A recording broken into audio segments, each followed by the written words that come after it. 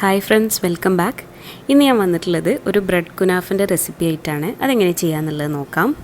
അതിന് വേണ്ടിയിട്ട് ഞാൻ വൈറ്റ് ബ്രെഡാണ് ഇവിടെ ഉപയോഗിച്ചിട്ടുള്ളത്.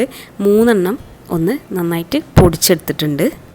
ഇനി അതിലേക്ക് ബട്ടർ ചേർത്ത് കൊടുക്കണം. ഉരുക്കിയ ബട്ടർ ഒരു 4-5 ടേബിൾ സ്പൂണ് ചേർത്തിട്ട് നന്നായിട്ട് മിക്സ് ചെയ്തെടുക്കുക. പുട്ടിനൊക്കെ നനച്ചെടുക്കുന്ന രീതിയിൽ മിക്സ് ചെയ്ത് എടുക്കുക.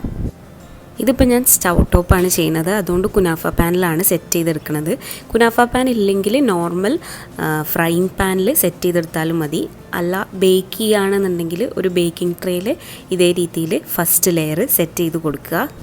ഇനി അതിൻ്റെ ഫില്ലിങ്ങിന് വേണ്ടിയിട്ട് ഒരു പാത്രത്തിലേക്ക് ഫ്രഷ് ക്രീം 2 ടേബിൾ സ്പൂൺ എടുക്കുക. പല രീതിയിലുള്ള ഫില്ലിങ്ങും ഉപയോഗിക്കാറുണ്ട് കുനാഫക്ക്. ഇവിടെ ഞാൻ ഫ്രഷ് ക്രീമാണ് എടുക്കുന്നത്. എന്നിട്ടത് ഒരു സ്പൂൺ വെച്ചിട്ട് നന്നായിട്ടൊന്ന് ബീറ്റ് ചെയ്ത് കൊടുക്കുക. ഇനി ആ ക്രീം നേരത്തെ സെറ്റ് ചെയ്ത് വെച്ച ആ ഫസ്റ്റ് ലെയറിൻ്റെ മുകളിൽ ആക്കി കൊടുക്കുക. മുഴുവനായിട്ട് വെച്ച് കൊടുക്കുക. ഇനി അതിൻ്റെ മുകളിൽ കുറച്ച് നട്ട്സ് പൊടിച്ചത് ചേർത്ത് കൊടുക്കുക.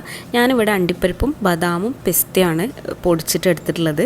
ഇത് വേണ്ടാന്നുണ്ടെങ്കിൽ സ്കിപ്പ് ചെയ്യാം കേട്ടോ. ഇനി അതിൻ്റെ മുകളിൽ ബാക്കി ബ്രെഡ് പൊടിച്ചതുകൂടി പതുക്കെ ഇട്ട് കൊടുക്കുക.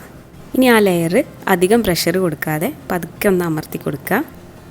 ഇനി സ്റ്റൗവിൻ്റെ ഏറ്റവും ചെറിയ ബേണറിൽ ലോ ഫ്ലെയിമിൽ ഇതൊന്ന് കുക്ക് ചെയ്തെടുക്കുക. ഒരു ലിഡ് വെച്ച് കവർ ചെയ്യണം.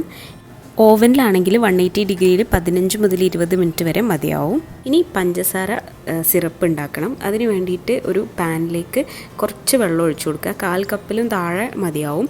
അതിലേക്ക് ഒരു 2 ടേബിൾ സ്പൂൺ പഞ്ചസാര ചേർത്ത് കൊടുക്കുക. പഞ്ചസാര കൂട്ടും കുറയ്ക്കും ചെയ്യാം.